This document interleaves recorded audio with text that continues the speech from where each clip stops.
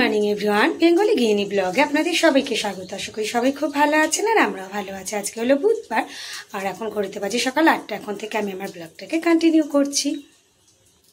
এই যে আজকে রান্নাটা তাড়াতাড়ি বসিয়ে দিয়েছি। আসলে বাবা মা আজকে যেহেতু আসবে তাই আজকে সবই নিরামিষ রান্না করব।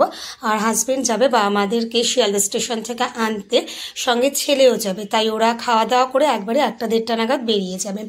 আমাদের এখানে যদিও আজকে একাদশী, কিন্তু মাদের ওখানে কালকে আর কি একাদশী হয়েছে, সেই কারণে একবারে নিরামিষ রান্না করছি। একটু শুক্তো করব, পটল আলুর তরকারি করব, তাই একটু রান্না আছে, তাই তাড়াতাড়ি আজকে রান্নাটা সেরে নিচ্ছি।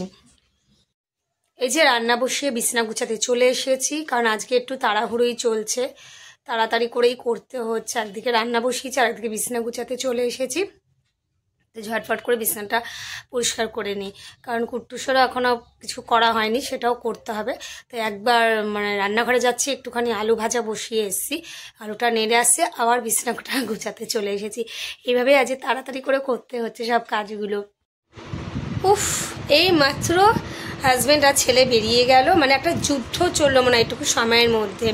ওদের ছেলেকে খাইয়ে দিয়ে হাজব্যান্ডকে খাবার দিয়ে আমি দৌড়ে গিয়ে স্নান করে তাড়াতাড়ি করে বেরিয়ে এলাম, কারণ হাজব্যান্ড বলছে দেরি হয়ে যাচ্ছে, মা ফোন করেছে নাকি, ট্রেন নাকি ঠিকঠাক টাইমেই আসছে, ঠিকঠাক মতো চললে পরে প্রায় 3:45 মধ্যে নাকি ঢুকে যাবে শিয়ালদা স্টেশনে।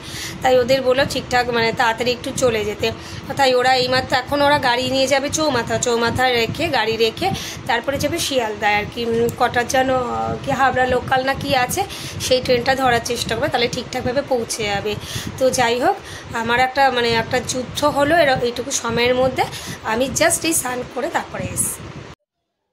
এই যে লেবু গাছটা, এই লেবু গাছটা কাজে টবে বসাবো, কারণ এটা আমি আনার পর তো বসাইনি, কারণ আমি ইউটিউবে দেখেছিলাম, একজন বলেছিল যে আনার পরে কোনো গাছ সঙ্গে সঙ্গে লাগাবেন না।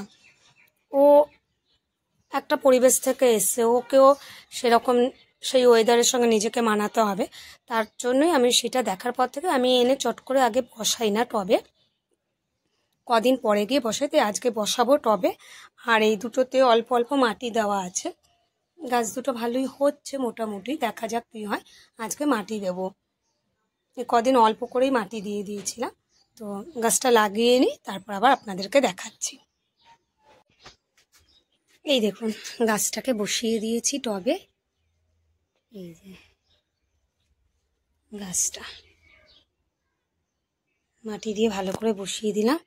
আর এই যে এই গাছ দুটোতে মাটি দিলাম ভরে, খানিকটা দিয়েছি, আবার পরে দেব। মাটি দিয়ে বসিয়ে দিলাম। কদিন তো অল্প অল্প মাটি দেওয়া ছিল, আজকে একটু বেশি করে দিলাম। আবার একটু পরে নয়, কদিন পর আরও নয় ভরে দেবো। এই যে দুপুরের পর থেকে আর কোনো ভিডিও কন্টিনিউ করা হয়নি।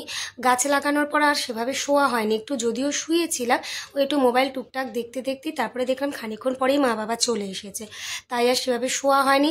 তাই তারা আসার পর তাদের সঙ্গে একটু কথাবার্তা, তারপর একটু টিফিন রেডি করলাম।